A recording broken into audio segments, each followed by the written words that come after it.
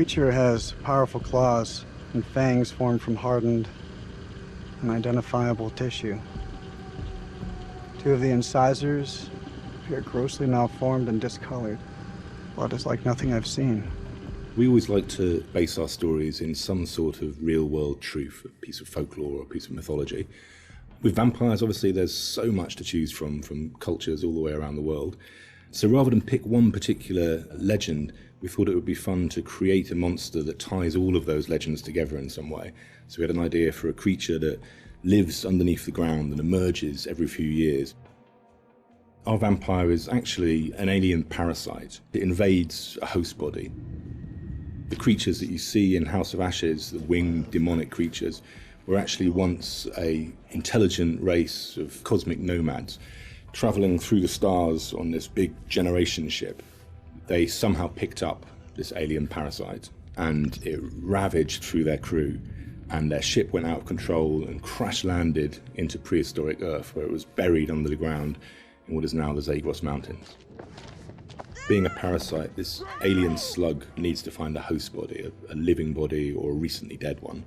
Once it invades that body, it grows inside it, killing the host if the host is still alive. And its tendrils reach out into the host's brain and hijack its central nervous system, sort of reanimating it. It then goes on the hunt for blood.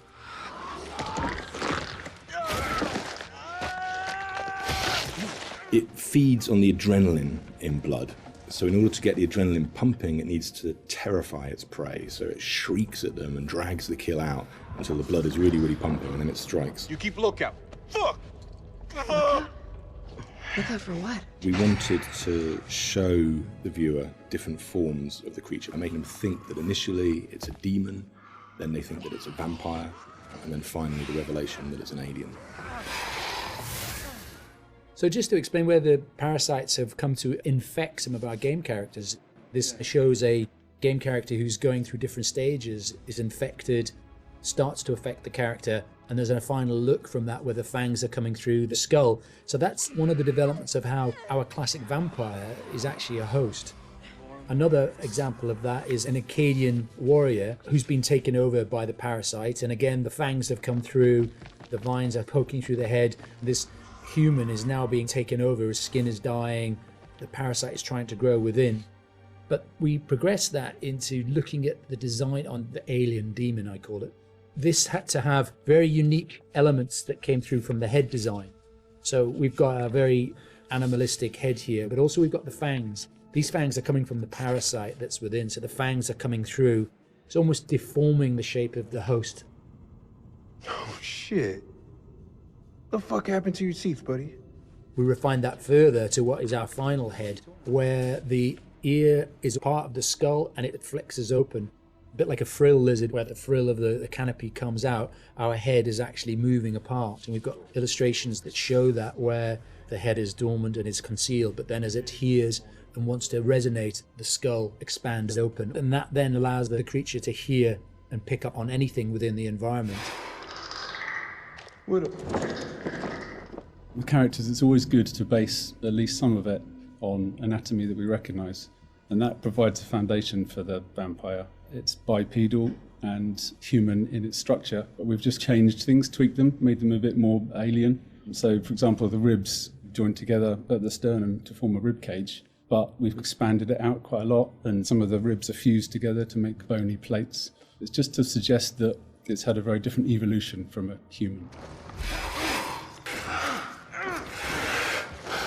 We tried a version with human-style legs, but in the end, we went for a dog-type leg.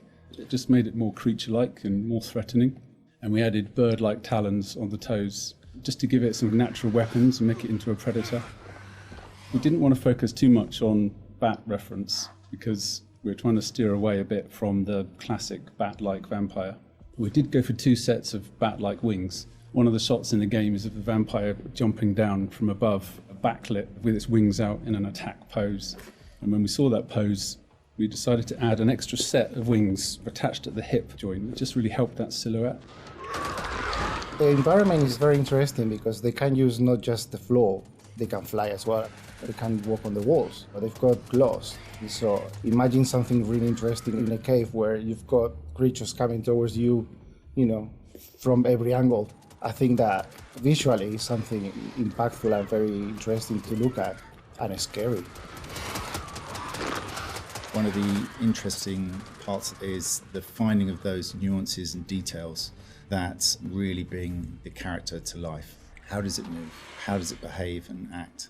We had motion capture, and then we had the more traditional computer animation keyframing. On the motion capture side, there were a variety of different setups that we tested. We had arm extensions, and then we had various different leg stilts that our creature actor used. But what was apparent when filming this was that it really limited his movement. So in the end, we decided not to use any of that, and he just performed himself. Basically, this gave him the freedom to really express that physicality in acting and gesture. They react to sound like bats. They hear you, they hunt you. The vampires have these head plates, these bony kind of gristly structures on their heads that click and vibrate, kind of like a bat's echolocation. They're used to survey environments and to locate prey. We went through a lot of different iterations, and we tried a lot of different things. Like I think I sampled keyboards and mouse clicks, and then used a scooter fender and a wet trainer. And it made this organic, clicky, squeaky sound. And then I had a friend of mine in the States take a taser to a bunch of meat and a bunch of organic material, and it came out a lot more aggressive. It just sounded meaner. I got something for you! And then the biggest thing that we had was this little tiny drum and a rod with fishing line in between it. So when you twisted a rod, it made this clicking and popping sound. So that ended up being one of the main tonal layers for it. But none of them quite fit right. But once we put them all together and layered them all together on top of each other, then it started to actually work as a holistic, organic thing. Something entirely new to House of Ashes, which is a classic horror movie trope, is the vampire point of view shots, which we use a very wide lens, and we use some perspective distortion on those shots, which helps sell the power and hunger of the vampires as they're chasing the soldiers, and it helps make the soldiers feel very small and very weak. And doing so, it also helps us as the player realise that these vampires are inhuman, and that when we're watching what they're doing, they're bouncing off of walls and they're climbing on the ceilings and flying. At any time in the game, the players could be running through an endless maze of tunnels, and we use very tight shots on these with a lot of handheld, a lot of tilt again, to emphasise this claustrophobicness and this tension and not being able to see what's chasing them. And it's in complete contrast then to later on in the game, where we see these grand environments that they uncover, which could be a temple, a city, or things like that, that we have these wide shots that really sit still and just let the player soak in that environment.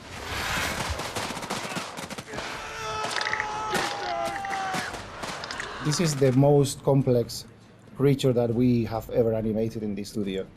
But the challenge is more than a challenge, is the fun to do it. Because it's not a real creature. You can push it in a way that you can use your imagination to make it more interesting. We're facing an enemy we know zero about. An enemy of unknown size, and their home turf sucks to be us.